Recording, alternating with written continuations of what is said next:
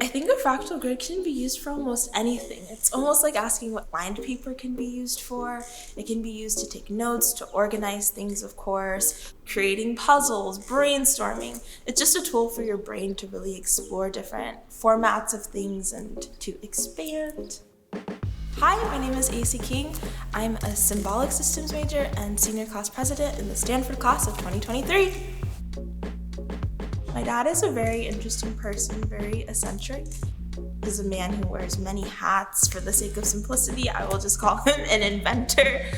He liked to experiment with me with different things. Like he tried to make me left-handed, like all sorts of interesting stuff. And so one day while driving me home from daycare, he came up with this idea for fractal grids.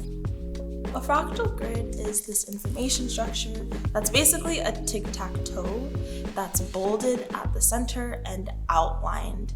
It's also a fractal because each one of those cells can become another fractal grid ad infinitum.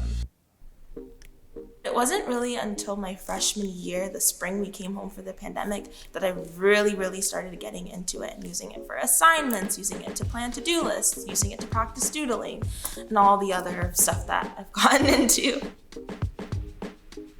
Bit by Bit is this labor of love I created over the summer.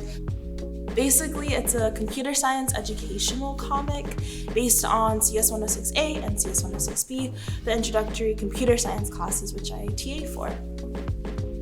There are fractal grids on almost every single page of Bit by Bit. It's the format I used to organize it. I don't think I would have been able to finish it in as quickly of a time otherwise, and it's used in a lot of pages.